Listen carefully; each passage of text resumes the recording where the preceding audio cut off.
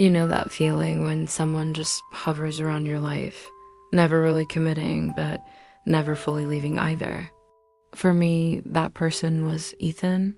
He wasn't my boyfriend, not in the official sense, but he definitely wasn't just a friend. He was my almost, my maybe, the master of the in-between. And for a while, I let myself believe that maybe could one day become our forever. It all started with this dizzying, magical feeling. He'd slide into my DMs late at night with those little messages that felt like secrets just between us. Thinking of you, or wish you were here. He was the first to like my new profile picture, the quickest to reply to my stories with a witty comment or heart emoji. He made me feel seen, special, chosen. But whenever I tried to take that digital connection into the real world, asking to meet up for a coffee or just a walk in the park, poof, he'd vanish. Suddenly, his calendar was jam-packed, so swamped with work, he'd say, "Next week for sure." But next week never came. He was a ghost in broad daylight, a mirage I kept chasing. And the worst part? I made excuses for him. I told myself, he's just complicated. He's afraid of his feelings. He really does care. He's just busy. I was weaving a fantasy to live in because the reality was too painful to admit. I was just another moon in his personal solar system, one of many he kept in orbit to feed his ego. Weeks bled into months, and it became a predictable, painful cycle. Just when I'd start to pull away, to heal, to maybe even notice someone else, he'd reappear. It was like he had a sixth sense, a radar that pinged the moment I started to forget him. A simple "Hey stranger" would pop up on my screen, or he'd send me a link to a song with the caption, "This made me think of you," and just like that, I was pulled right back in. My phone became both my sanctuary and my prison.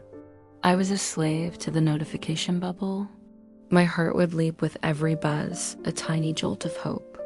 That little hit of dopamine when his name appeared was what I lived for.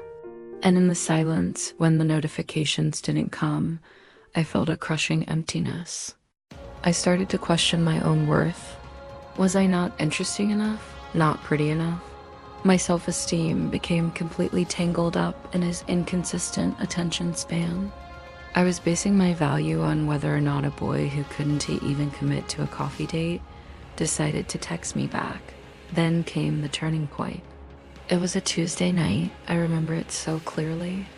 I was lying in bed, doing my usual routine, staring at my phone, rereading our old messages, wondering what I did wrong. And then, like a lightning bolt, a thought hit me so hard it felt like I could finally breathe. He never actually chose me. He just made sure I never stopped choosing him. His actions weren't about love or connection. They were about control. He enjoyed the power of knowing he could have me whenever he wanted, without ever having to offer anything real in return. He was keeping me on the hook as a backup plan, an ego boost for a rainy day.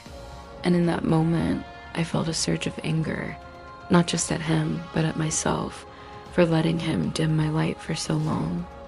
With shaking hands, I did it. I blocked him. On every app, every platform, his phone number.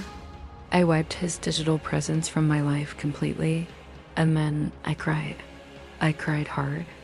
But it wasn't the kind of crying I expected. I wasn't crying because I missed him. I was grieving the person I had become while waiting for him.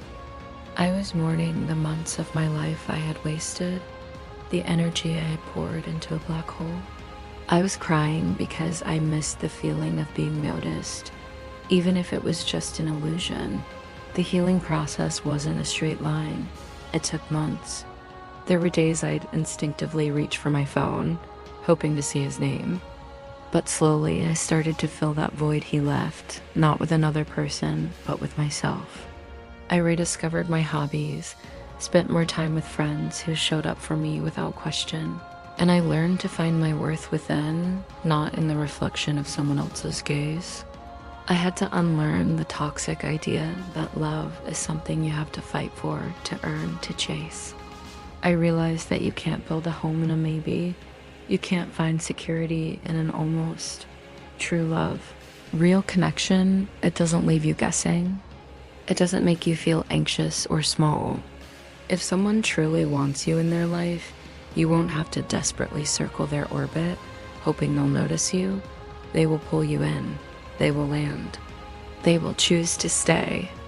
Now, when a memory of Ethan pops into my head, I don't feel anger or sadness. I actually smile. Not because it was a beautiful love story, because it wasn't. It was a lesson.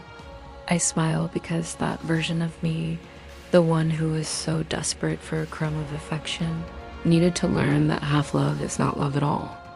It's just a distraction from finding the whole, real, beautiful love you actually deserve. And maybe the most powerful part of this whole story isn't that he left, or that I blocked him. It's that I finally stopped waiting. I took my power back. I became the center of my own universe again. If any of this sounds familiar to you, if you're stuck in someone's orbit, please hear me. You deserve more than maybes. You are worthy of a love that is sure, that is present, and that doesn't require you to shrink yourself to be loved. The most beautiful chapter of your life will begin the moment you decide to stop waiting for someone else to write it for you. Thank you so much for listening to my story. If this resonated with you, I'd love it if you'd hit that like button and subscribe for more content. Leave a comment below if you've ever experienced something similar. Let's support each other. See you in the next video.